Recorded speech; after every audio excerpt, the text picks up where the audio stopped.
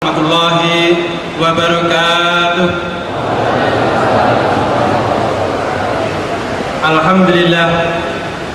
Alhamdulillahilladzi hadana li hada wa ma kunna linahtadiya laula an hadana Allah.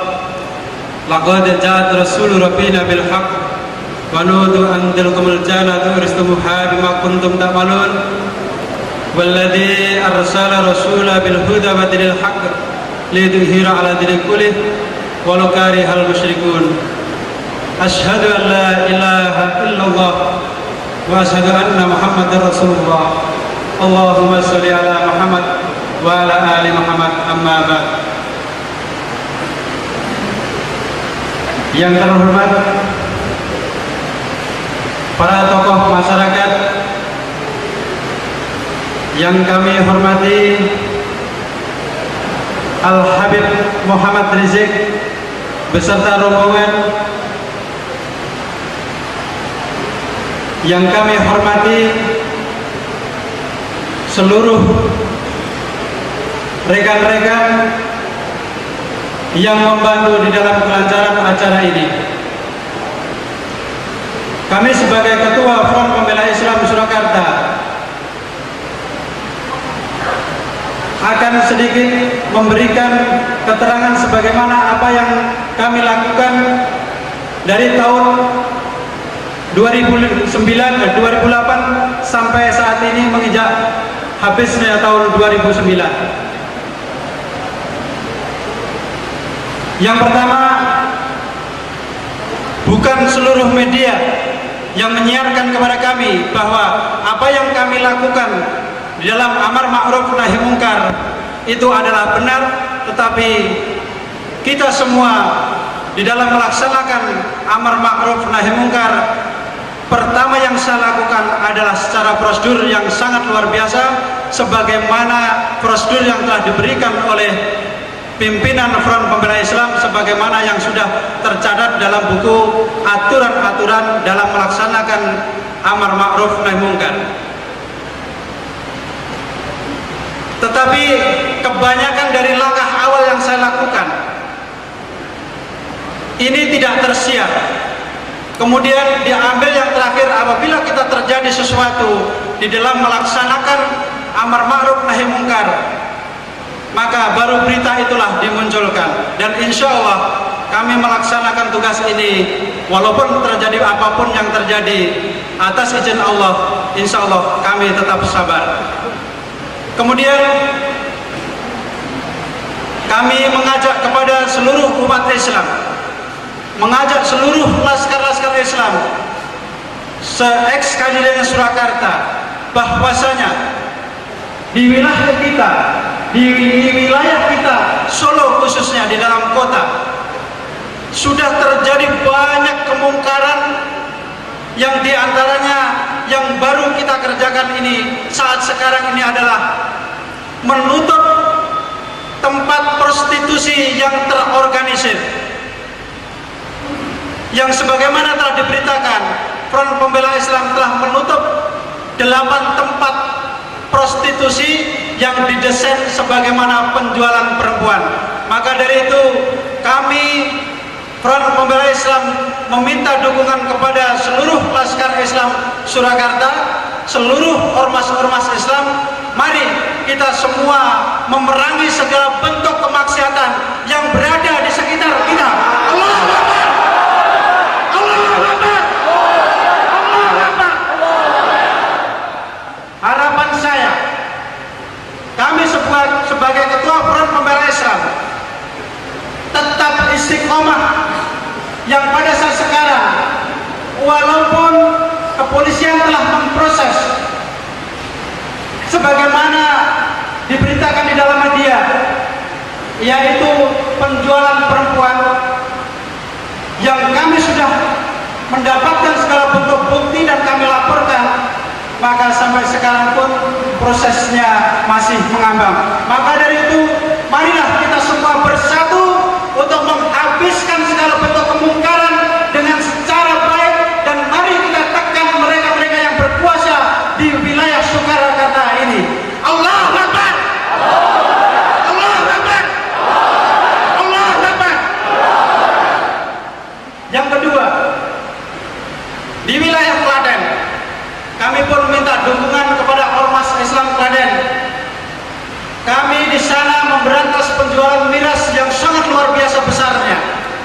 penjualan miras, gudang-gudang miras yang berada di Klaten sangat luar biasa besarnya, sehingga sampai terjadi laskar Islam, laskar Front Pembela Islam di dalam amar ma'ruf nahi mungkar yang sudah memakai prosedur yang sangat luar biasa, masih juga terjadi hal-hal yang tidak diinginkan. Itu pun sampai sekarang prosesnya masih mengambang, yang menganiaya belum terproses juga. Maka dari itu kami mohon, marilah kita semua kepada ormas-ormas Islam, mari kita bersatu untuk memberantas segala bentuk kemaksiatan, segala bentuk kemungkaran yang berada di wilayah Solo dan sekitarnya. Besar harapan kami apabila kita bersatu padu di dalam memberantas kemungkaran. Besar harapan kami Front Pembela Islam apabila kita bersatu, seluruh ormas Islam bersatu di dalam memerangi kemungkaran, insya Allah kemungkaran di kota Solo segera kita habiskan. Mudah-mudahan juga aparat kepolisian bersikap adil, jangan sampai kayak aparat kepolisian hanya bisa mengadili laskar-laskar yang mereka berjuang, tetapi juga harus bisa mengadili yang mereka melaksanakan kemungkaran. Betul-betul mereka telah terbukti menjual perempuan yang didesain dengan pelacuran. Allahu Akbar, Allahu Akbar, Allahu Akbar. Demikianlah kami memohon, kami minta seluruh ikhwan semua, seluruh ormas Islam, supaya kita bisa bersatu padu di dalam memberantas kemungkaran. Di Solo adalah segala bentuk kemungkaran itu adalah pusatnya, dari perjudian, pelacuran dan lain sebagainya. Apalagi yaitu perdagangan miras, yaitu sangat besar sekali. Mengingat bahwa miras di sini adalah diproduksi dari daerah Bekonang, yaitu Ciu, yang sampai sekarang tidak tersentuh oleh aparat penegak hukum. Maka dari itu, mari kita semua bersatu padu memberantas apa yang terjadi di daerah kita ini. Dari saya cukup sekian, mudah-mudahan kita ada manfaatnya. Aqulu qouli hadza astaghfirullahi li wa lakum walhamdulillahirabbil alamin. Wassalamualaikum warahmatullahi wabarakatuh.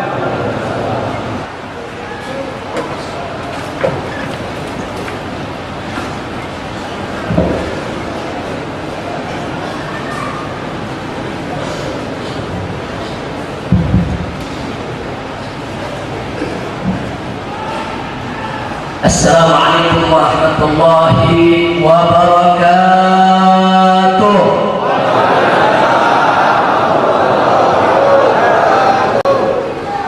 Bismillah walhamdulillah wala hawla wala quwwata illa billah. Ashhadu an la ilaha illallah wahdahu لا شريك له وأشهد أن سيدنا محمدا عبده ورسوله لا نبي بعده. اللهم صل وسلم وبارك على سيدنا وحبيبنا وشفيعنا ومولانا نبينا محمد وعلى آله الطاهرين الطيبين وأصحابه الغر الميامين ومن تبعهم بإحسان إلى يوم الدين.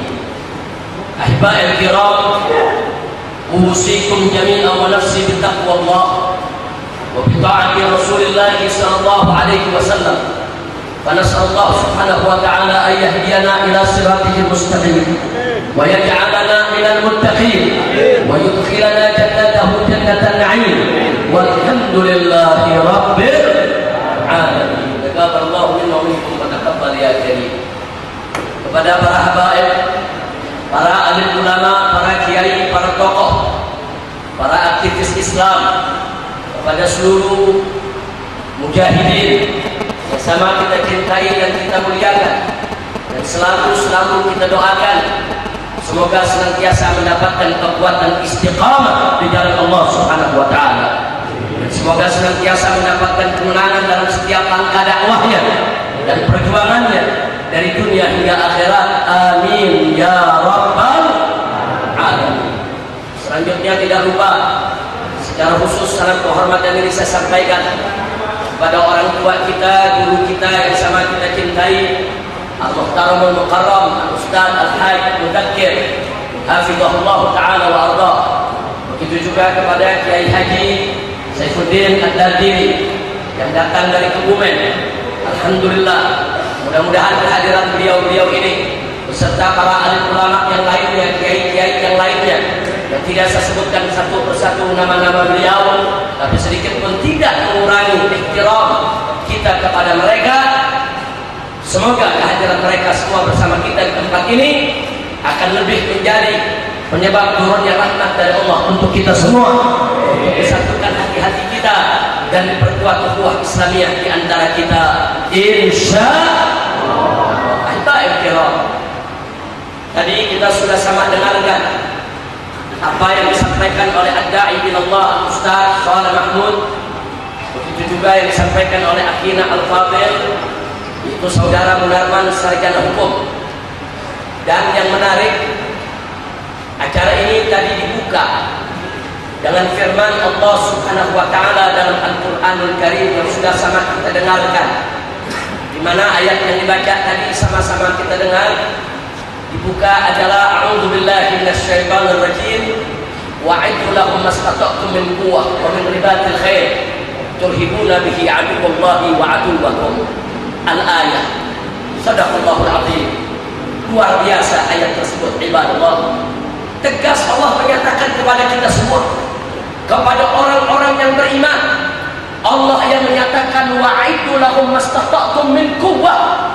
Hei orang yang beriman, hei kaum muslimin, hei umat Rasulullah, wa'idhu lahum mastata'tum min quwwah.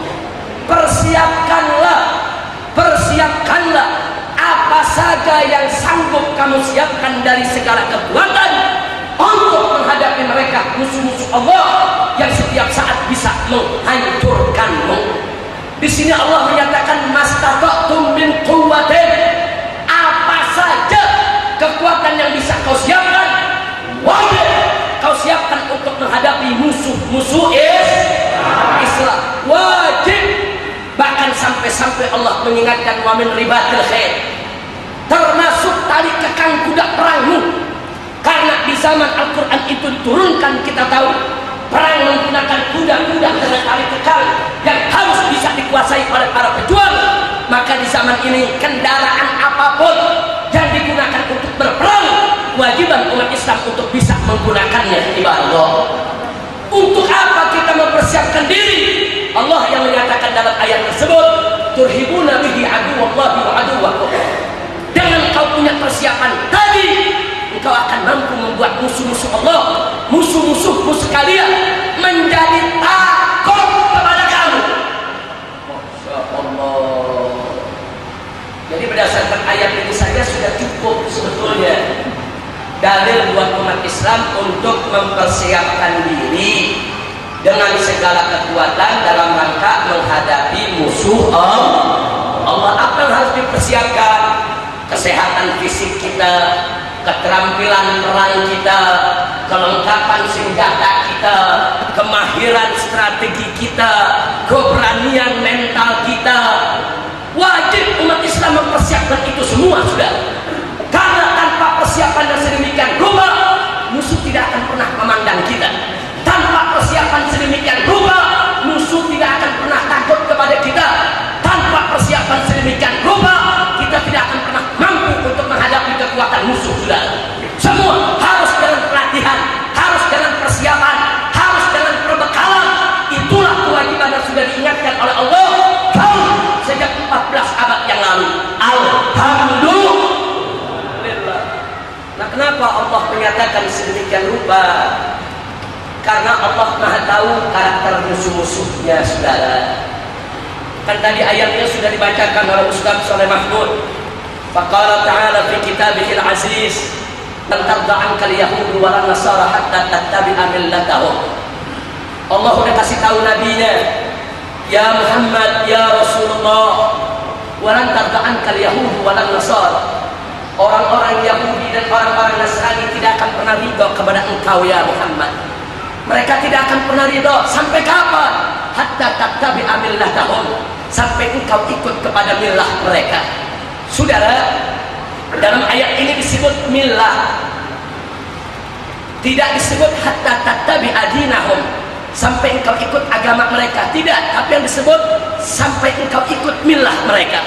Kenapa disebut millah, saudara? Karena pengertian millah di sini bukan sekedar agama, tapi di situ termasuk sistem, pemikiran, gaya hidup, pola, semua apa saja yang orang kafir punya, mereka akan paksa supaya umat Islam ikut sistem ekonomi mereka, ikut sistem politik mereka, ikut sistem hukum mereka, ikut gaya hidup mereka, ikut kebobrokan mereka. Allah sudah ingatkan itu dari 14 abad yang lalu. Orang Yahudi, orang Nasrani tidak akan pernah ridho kepada Nabi, begitu juga kepada umatnya, sampai Nabi dan umatnya mengikuti daripada pola pikir mereka, hukum mereka, hawa nafsu mereka, gaya hidup mereka, semua yang mereka keluarkan untuk kita. Sudah na'udzubillah min dzalik. Sekarang saya mau tanya yang hadir, mau ikut hukum orang kafir tidak? Mau ikut gaya hidup orang kafir tidak? Mau ikut undang-undang kafir tidak? Mau ikut sistem kafir tidak? Selama Anda tidak mau ikut, selama itu pula mereka tidak akan ridho kepada Anda. Itu putusan Allah, saudara. Itu ketetapan Allah. Kalau kita sudah ikut kepada mereka, baru mereka senang kepada kita di baru. Maka itu sekarang mari kita buktikan.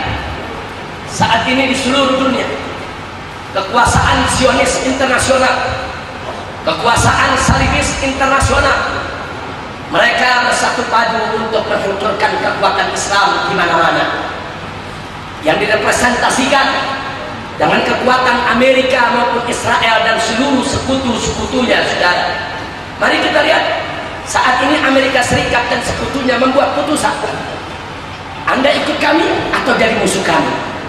Mereka tidak memberikan pilihan ketiga, saudara. Ikut Amerika atau jadi musuh Amerika. Siapa yang tidak ikut Amerika, Amerika akan menjadikan sebagai musuhnya, saudara.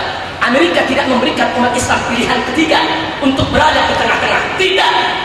Termasuk di dalam memerangi terorisme. Amerika singkat, kalian ikut kami perang terorisme atau kalian kami ikut perangi bersama para teroris. Inna lillahi wa inna ilaihi raji'un.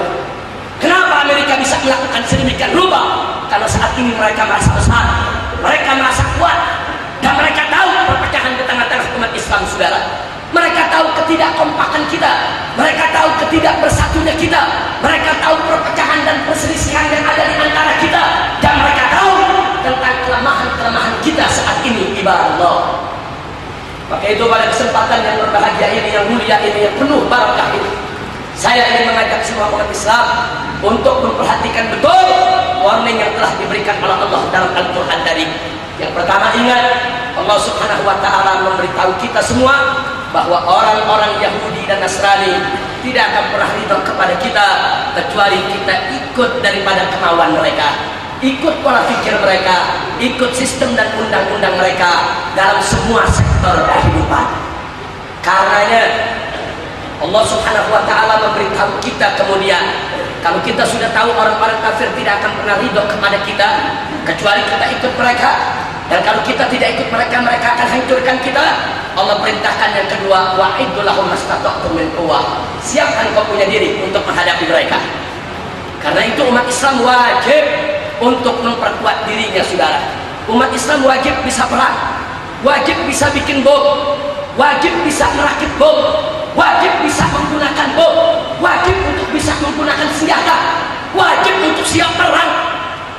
Nggak bisa, umat Islam nggak bisa untuk menggunakan itu semua, saudara. Kalau soal ada yang salah menggunakan, itu soal lain. Kita bicara sekarang hukum umat Islam harus wajib bisa menggunakan senjata, terampil menggunakan senjata, mahir melakukan strategi, tidak boleh kalah untuk melawan musuh-musuh Allah. Takbir, takbir, sallu ala nabi. Karena itu saudara, kalau kita sudah mengetahui sedemikian rupa, yuk saya ingin ajak semua yang ada di sini, mari kita lihat fakta. Amerika Serikat dan sekutunya, mereka sedang mengkampanyekan seluruh dunia harus ikut sistem demokrasi. Seluruh dunia harus ikut sistem demokrasi. Siapa yang tidak mau ikut sistem demokrasi, mereka hancurkan, sudah. Mari kita lihat dunia Islam yang ketakutan, rame-rame berlomba untuk menyembah demokrasi dan memberhalakan demokrasi, sudah. Karena mereka takut lawan kekuatan Amerika Serikat. Dan negara-negara yang masih mau tunduk dengan kemauan Amerika, Amerika tidak lakukan tekanan bersenjata, tapi tetap Amerika melakukan penjajahan politik dan penjajahan ekonomi, saudara. Seperti kita punya negeri, secara militer kita tidak dijajah oleh Amerika, tapi secara ekonomi, politik, kebijakan kita ada di bawah sarung Amerika, di bawah. Bahkan maaf, mungkin terlalu kasar kalau saya harus mengatakan Indonesia ini bisa diibaratkan negara federasi bagian Amerika yang ke-51, sudah. Apa mau Amerika, Indonesia mesti ikut. Begitu Indonesia coba-coba membangkang, Amerika akan siap untuk mengirimkan militernya menghancurkan kita. Dan itu terjadi di Irak, ibarat. Irak itu dulu disayang oleh Amerika. Tak kalah Saddam Hussein tunduk kepada kemauan Amerika, nurut kepada Amerika, mau diatur oleh Amerika. Oh, Saddam Hussein disayang. Bahkan tak kalah Irak disuruh serang negeri Iran, Saddam dengan menurutnya menyerang negeri Iran. Sampai 10 tahun berperang sesama umat Islam, sudah. Dibiayai oleh Amerika Serikat, diberikan senjata habis-habisan. Kenapa?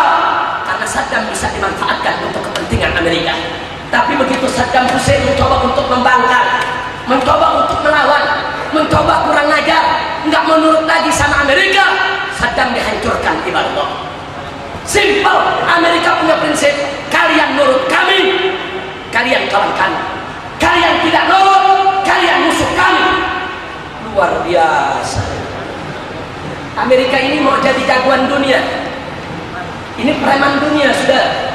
Dia hanya mengatakan Anda mau jadi teman saya atau musuh saya. Tidak ada pilihan ketiga. Pilihannya menjadi teman atau musuh, titik. Sekarang saya mau tanya yang ada di sini, melihat tingkah laku Amerika yang zalim dan jahat, kita siap lawan Amerika tidak? Siap tidak? Kita mau jadi kawan Amerika atau lawan? Betul? Takbir. Sekarang kita berpindah ke Afghanistan, saudara. Mari kita lihat. Afghanistan tatkala berperang melawan Uni Soviet dibantu oleh habis-habisan oleh Amerika. Apa karena Amerika cinta Islam? Tidak. Apa karena Amerika cinta mujahidin yang saat itu perang melawan Uni Soviet? Tidak. Lalu kenapa dibantu? Amerika punya kepentingan untuk menghancurkan Uni Soviet yang menolak sistem demokrasi, sudah. Prinsip Amerika singkat, negara mana saja yang tidak mau demokrasi, hancurkan. Baik itu negara Islam maupun bukan negara Islam, sudah. Uni Soviet bukan negara Islam, tapi Uni Soviet tidak mau memakai demokrasi, saudara. Mereka negara sosialis, negara komunis, dan mereka anti kepada demokrasi kapitalis, ibarat. Maka itu Amerika punya kepentingan Uni Soviet harus dihancurkan. Kebetulan ada sekelompok mujahidin yang gagah, yang berani, yang punya semangat. Akhirnya Amerika bantu mereka untuk menghancurkan Uni Soviet, saudara. Jadi sekali lagi, saat itu Amerika bantu, bukan Amerika cinta Islam, bukan Amerika cinta mujahidin, bukan Amerika cinta Afghanistan, tidak. Tapi karena Amerika benci Uni Soviet, dan itu dimanfaatkan oleh para mujahidin. Mereka mendapatkan berbagai macam bantuan senjata, mereka lawan habis-habisan dengan semangat jihad, dan akhirnya Uni Soviet hancur berkeping-keping, sudah. Alhamdulillah. Tapi apa yang terjadi setelah itu? Amerika melihat ancaman, saudara. Ternyata begitu mujahidin menang, mereka ingin mendirikan negara Islam.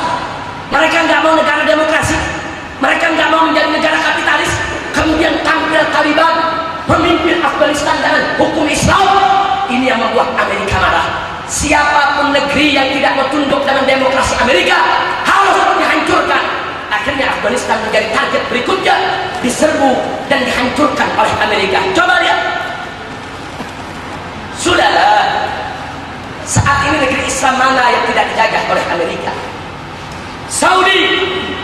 politik dan ekonominya tetap ada di tangan Amerika, ibarat. Siapa? Mesir, Qatar, Kuwait, negara Arab mana saudara? Semuanya dikuasai mengikuti kebijakan Amerika. Apa yang Amerika katakan mereka harus ikut. Kalau mereka melanggeng daripada kekuasaan mereka, karena mereka tidak lagi beriman kepada Allah, tapi beriman kepada Tauhid. Nastaghfirullahaladzim wa natubu ilaih. Nah, karena itu saudara, Indonesia tinggal tunggu tanggal main. Kalau besok atau lusa Indonesia dipimpin oleh seorang pemimpin yang menolak demokrasi Amerika, yang tidak mau tunduk kepada keputusan Amerika, tentara Amerika akan datang ke negeri ini untuk menghancurkan kita, saudara. Itu harus kita catat dari sekarang. Kalau sekarang Amerika tidak nyerbu kita, kenapa? Karena pemerintah kita masih mau hidup di ketek Amerika, masih mau mentaati kemauan Amerika, saudara. Masih mau mengangkat orang-orang yang pro Amerika. Anda lihat sekarang Menteri Ekonomi siapa? Wakil Presiden kita siapa? Menteri Kesehatan yang diangkat sekarang siapa? Itu Menteri Kesehatan yang diangkat sekarang, ibarat itu yang selama ini mengirim virus-virus dari Indonesia ini untuk dibawa ke Amerika lewat NAMRU, saudara. NAMRU itu laboratorium yang bisa digunakan untuk membuat senjata biologi, untuk menyelundupkan senjata biologi. Menteri Kesehatan sekarang inilah yang selama ini menjual daripada rahasia-rahasia tentang virus-virus yang mematikan yang bisa dikembangkan sebagai senjata biologi ke Amerika. Dan ternyata dia yang diangkat jadi menteri. Ada apa? Nastaghfirullahaladzim. Maka itu saya katakan, selama Indonesia hidup di ketek Amerika, Amerika tidak akan kirim para tentaranya kemari. Tapi besok atau lusa situasi bisa berubah, saudara. Nah, besok atau lusa kita dapat pemimpin yang tidak mau tunduk kepada Amerika, tidak mau hidup di ketek Amerika, tidak mau hidup di bawah selangkangan Amerika. Saya yakin Amerika akan menggunakan kekuatan tentaranya untuk menghancurkan negeri kita, untuk memecah belah negeri kita, untuk memecah-mecah Indonesia menjadi negara-negara kecil yang tidak punya kekuatan. Sekarang saya mau tanya semua yang ada di sini, mau Indonesia dipecah tidak? Mau Indonesia dihancurkan tidak? Betul. Berarti kalau begitu andai kata Amerika datang, wajib kita lawan tidak? Wajib kita lawan tidak? Berarti kalau melawan Amerika harus kuat tidak? Harus terampil tidak? Bagaimana kita kuat? Bagaimana kita terampil kalau kita tidak melatih diri dari sekarang? Dari sekarang siapkan diri kita untuk menjadi pejuang-pejuang, untuk menjadi mujahid. Besok atau lusa tentara Amerika dan sekutunya coba-coba memindahkan kaki di bumi Indonesia untuk mengangkat Indonesia. Maka kita ajak umat Islam, hei umat Islam, bangkit, angkat senjatamu, jihad di jalan Allah, hancurkan mereka semua di mana saja mereka berada.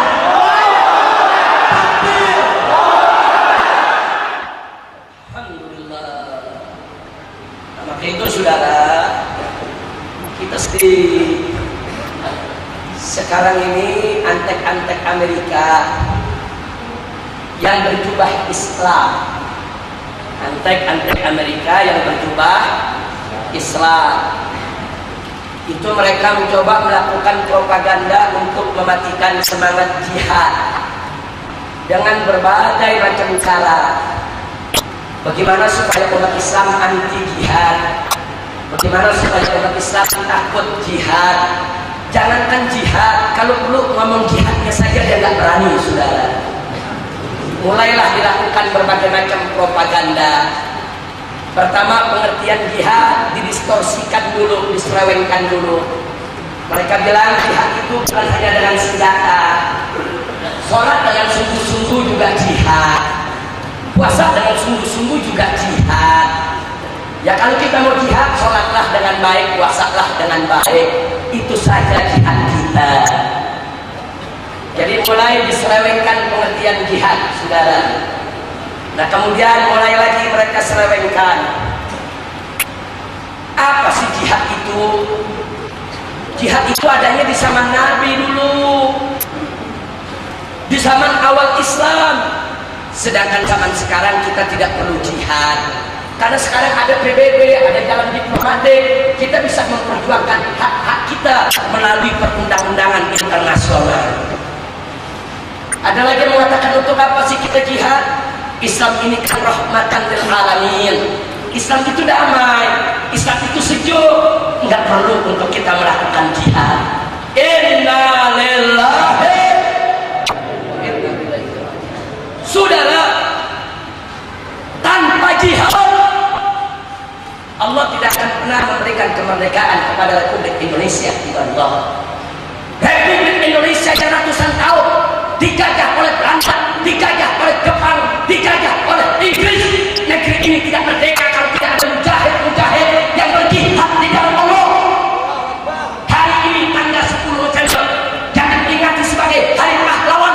Mari kita lihat sudah bagaimana Bung Tomo di radio menyuarakan kalimat Allah untuk membangkitkan arek-arek Surabaya untuk melawan kedatangan Inggris. Saudara, beliau katakan Allahu Akbar, Allahu Akbar, Allahu Akbar. Dengan semangat jihad mereka usir kedatangan Inggris.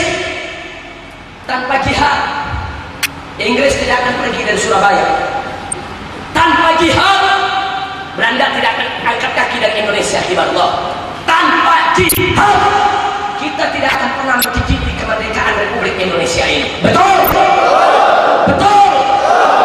Kenapa sekarang jihad ingin fitnah sebagai teroris? Kenapa jihad sekarang ingin disingkirkan? Apa mereka pikir tanpa jihad yaitu mereka bisa melawan kekuatan-kekuatan musuh yang besok akan memecah belah negara Indonesia ini? Tidak. Pelajaran saudara, peristiwa Ambon, bagaimana RMS Republik Maluku Selatan yang kemudian mereka pesetkan Republik Maluku Selatan yang ingin menuntut kemerdekaan, yang kemudian melakukan kekacauan dengan membantai umat Islam di Ambon. Saudara, coba kita lihat siapa yang menghadapi saat itu. Apa polisi? Apa tentara? Bukan. Menghadapi mereka adalah laskar-laskar Islam dari berbagai macam ormas Islam. Turun ke Ambon, lawan mereka, mengusir mereka, sehingga Ambon sampai hari ini tetap masuk wilayah Indonesia. Betul? Tentara di sana sudah pecah, saudara. Tentara dengan tentara baku tembak saling bunuh, polisi dengan polisi baku tembak saling bunuh. Mereka sudah tidak mampu untuk menghadapi RMS. Saat itu laskar-laskar yang turun, laskar dari Sumatera, laskar dari Jawa, laskar dari Sulawesi, laskar dari berbagai tempat turun ke Ambon. Mereka yang membuat RMS tadi mati bersimbah darah, lari ke hutan-hutan ketakutan, dan mereka nggak berhasil mendirikan republik sendiri. Allah. Jadi supaya pemerintah tahu dan kasih tahu tuh yang suatu kepada anak-anak muda itu, apa tuh namanya, balak 8. Apa namanya? Balak 8. Tahu balak 8? Karena kalau main gaple ada balak 8 kan? Tunggu dulu. Kita lihat saudara, jangan memfitnah jihad. Jihad ini kewajiban agama. Nah, sekarang baik, sebelum saya teruskan, kita fokuskan dulu al-jihad, saudara. Bapak Ibu yang saya cintai, jihad itu dari kata juhdun. Itu kalau diartikan bahasa umum, badrul juhdi fi taatillah, mengeluarkan segala tuan untuk taat kepada Allah. Dalam pengertian ini betul, ibadah dengan sungguh-sungguh ada jihad, salat dengan sungguh-sungguh adalah jihad, puasa dengan sungguh-sungguh juga jihad, berbuat kema'rufan dengan sungguh-sungguh merupakan jihad. Tidak salah. Itu dalam pengertian logotan, bahasa umum. Tapi dalam pengertian spesifik yang khusus, terminologi, istilah syar'i, jihad itu adalah al-qitalu fi sabilillah, perang di jalan Allah. Anda buka tafsir Al-Quran, Anda buka fikih Islam, dari mazhab mana saja semua sepakat yang dimaksud jihad adalah perang di jalan Allah. Titik. Jadi kalau ada ulama mengatakan jihad maksudnya perang di jalan Allah, bukan maksudnya sholat dengan sungguh-sungguh, bukan. Kalau ada ulama mengatakan ayo kita jihad, maksudnya ayo kita perang di jalan Allah, bukan maksudnya ayo puasa dengan sungguh-sungguh, bukan. Jadi jangan pengertian diselewengkan. Saya memberikan perbandingan kata sholat. Kalau ada ulama mengatakan ayo kita sholat, apa yang ada di benak kita? Apa yang dimaksud sholat? Dimaksud sholat perbuatan khusus dengan tata cara khusus, diawali dengan takbiratul ihram, diakhiri dengan salam. Betul? Betul? Itu sholat. Padahal kata sholat itu menurut bahasa artinya doa. Doa. Jadi kalau ada orang berdoa dikatakan sholat boleh secara bahasa. Tapi kalau ada ulama mengatakan ayo kita sholat, nggak boleh kita artikan ayo kita doa. Yang dimaksud ayo kita melakukan ibadah khusus dengan cara khusus yang diawali dengan takbiratul ihram, diakhiri dengan salam. Itulah yang disebut sholat. Kira-kira jelas tidak? Jelas tidak? Jelas tidak? Jadi kalau ada ulama mengatakan kita wajib mendirikan sholat, arti sholat doa atau perbuatan khusus yang diawali dengan takbir, diakhiri dengan salam, yang mana? Perbuatan khusus, saudara. Jangan diartikan doa. Begitu juga jihad.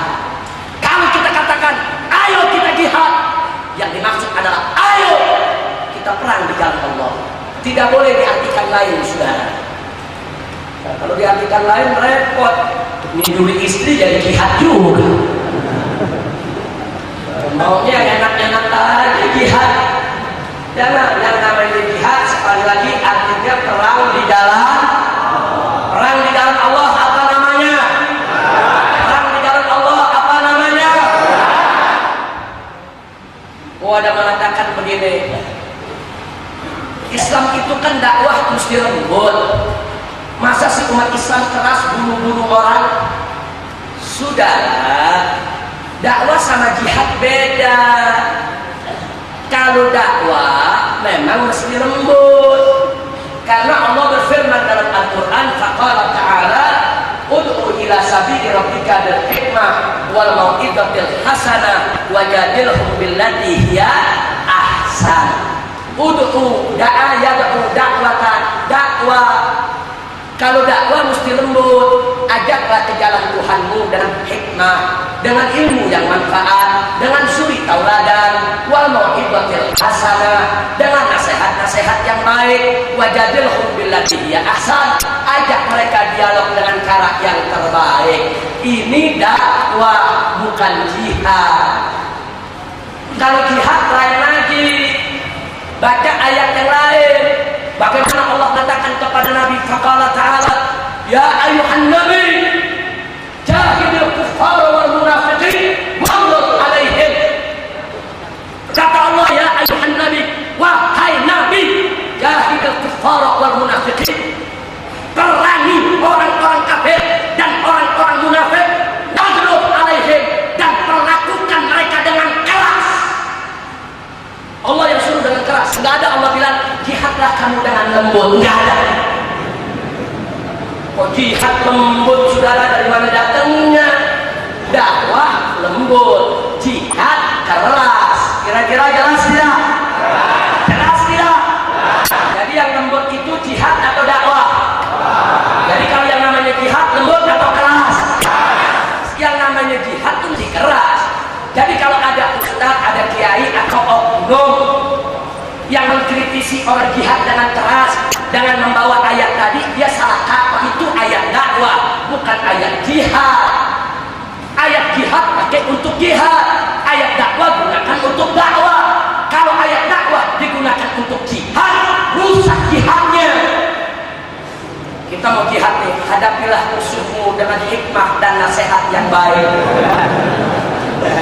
Ini di medan perang, tentara Amerika menembak kita, nasihati dengan baik, bolong duluan tidak kita. Betul? Betul? Tidak bisa. Kau yang namanya di medan perang, saudara takut atau total.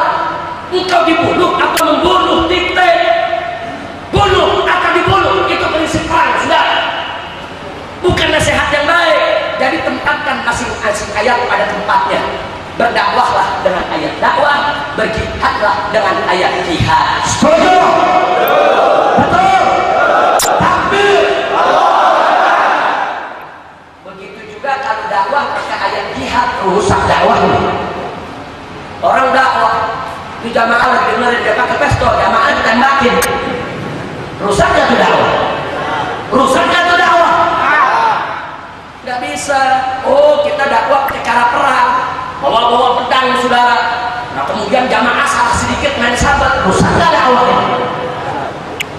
Jangan. Kalau dakwah lembut, dakwah lembut. Jihad harus keras, mesti keras. Yang namanya jihad mesti keras. Ada yang bilang, Habib saya bisa keras, ya sudah dakwah saja, selesai. Jangan nggak bisa keras ngain jihad. Betul? Betul? Maka salahnya yang hadir di sini semua siap jihad tidak? Siap jihad tidak? Betul? Sebelum saya lanjutkan, saya punya ceramah, saya mau ajak dulu, yuk kita bawakan nasyid tentang pejuang Islam. Rame-rame semua, setuju? Setuju? Rame-rame. Yang belum bisa, ya asal paman kami ilah ikutin. Yang udah bisa, ya bisain. Setuju? Betul? Ayo rame-rame semua. La ilaha illallah, la ilaha illallah, la ilaha illallah, Muhammadur Rasulullah. Kami pejuang Islami, yang ma'ruf kami jalani, yang munkar kami berani, mencari ridho ilahi. La ilaha illallah, la ilaha illallah, la ilaha illallah, Muhammadur Rasulullah. Allah dia Tuhan kami, dan Islam agama kami, Muhammad Nabi kami, Muslim saudara kami. La ilaha illallah, la ilaha illallah, la ilaha illallah, Muhammadur Rasulullah. Nahnu rijalul Islami, na'muru bil ma'rufi wa nanhanil munkari, narju mardatillahi. La ilaha illallah, la ilaha illallah, la ilaha illallah, Muhammadur Rasulullah. Rabbina billahi rabba wa bil islami bina, bi Ahmad Rasula wal muslimin ikhwana. La ilaha illallah, la ilaha illallah, la ilaha illallah, Muhammadur Rasulullah. Sekarang yang lebih semangat ya saudara semua. Allahu Akbar, Allahu Akbar, Allahu Akbar, Allahu Akbar, Allahu Akbar, Allahu Akbar, Allahu Akbar, Allahu Akbar. Allahu Rabbuna wa huwa Rasuluna, Muhammadur Rasulullah, huwa qudwatuna wal Qur'an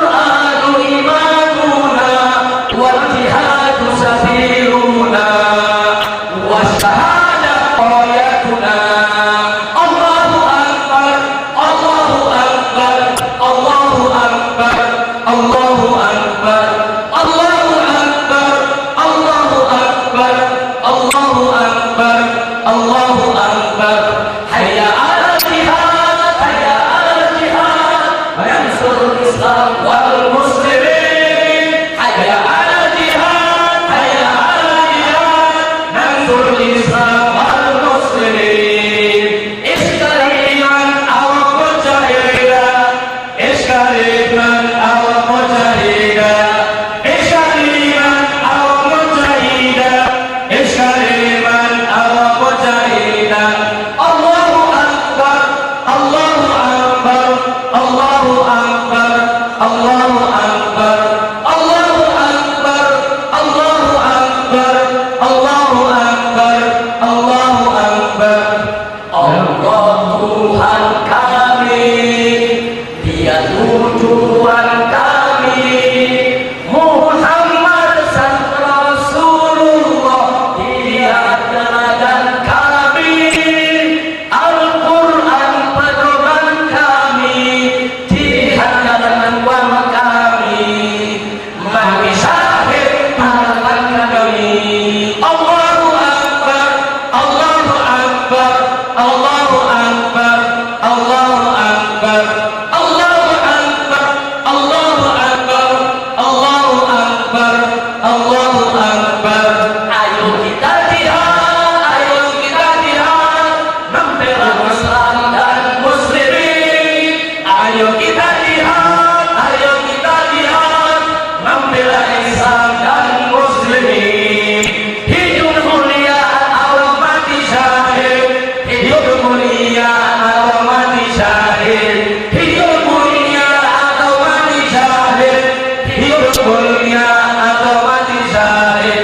Allahu Akbar, Allahu Akbar, Allahu Akbar, Allahu Akbar, Allahu Akbar, Allahu Akbar, Allahu Akbar, Allahu Akbar. Kira-kira jelas tidak isinya? Jelas. Jadi isinya kita diajak jihad. Anak-anak kita dari kecil ajarin supaya berani ngomong jihad, jihad, jihad. Ajarin saudara, ayo kita jihad, ayo kita jihad, membela Islam dan muslimin. Paling balak 88 mulai. Ya, kalau anak-anak nyanyinya begitu di mana-mana balak 8 bingung. Betul? Betul? Iya, jangan anak kecil kita diajarin baru ada 5. Jangan ajarin ayo kita jihad, ayo kita jihad. Itu harus didoktrin semenjak kecil ibadah Allah. Doktrin. Setuju gak? Setuju tidak? Yang belum hafalin, yang gak hafalkan yang Ustaz Mudakir. Masya Allah. Jadi memang anak-anak harus diajarin begitu, saudara. Ajarin. Aku cukup nasib. Suruh mereka bawakan, tanemin. Supaya mereka punya keberanian dan mereka tahu isi inti daripada perjuangan Islam. Nah karena itu saudara, pada kesempatan ini kita ingin menandaskan jihad bukan teroris, itu fitnah. Dan teroris bukan mujahid. Betul? Betul? Betul. Sekarang muncul pertanyaan, bagaimana sih sebetulnya sikap para mujahidin terhadap musuh-musuhnya, dan sebetulnya siapa sih musuh kita? Ini jawab jangan. Jawab jangan. Apaan? Besok gimana? Biar disuruh jadi dijaga terus. Ini malam aja kita bikin begini, yang jaga di mana-mana sudah. Katanya ada 2 teroris datang dari Jakarta. Yang satu Munarman, yang satu Soleh Mahmud.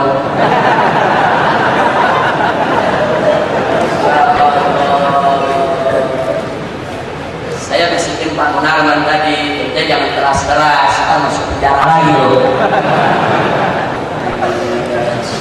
Saya barusan mau ceramah begitu deh, jangan keras-keras deh, kita masuk penjara. Pusing-pusing amat, emang gue pikirin.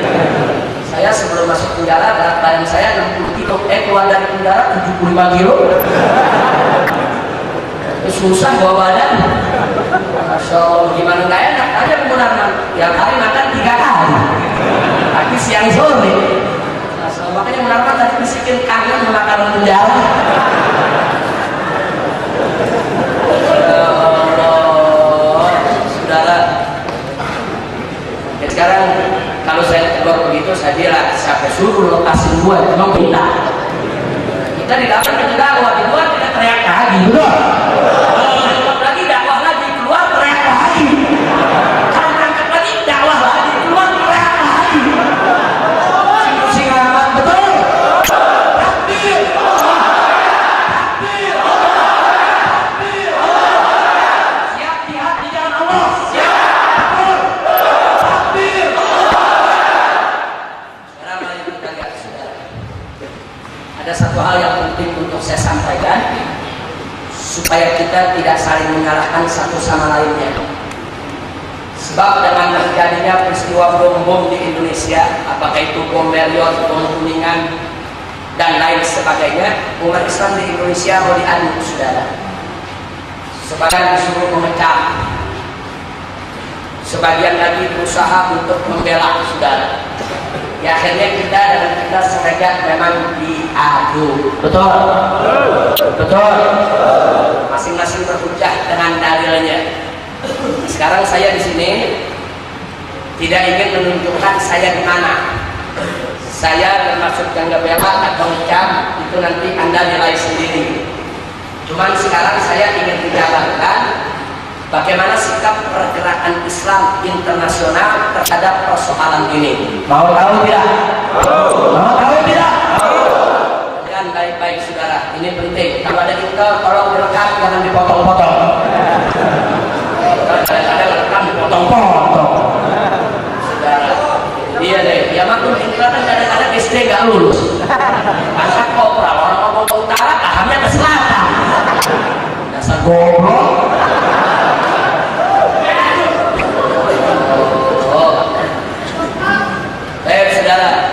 Sekarang dengarkan baik-baik. Seluruh ulama Islam di seluruh dunia dari berbagai macam madhab, apapun madhabnya, dari kalangan umat Islam, mereka sepakat siapa yang memerangi umat Islam, mereka adalah musuh Islam. Setuju?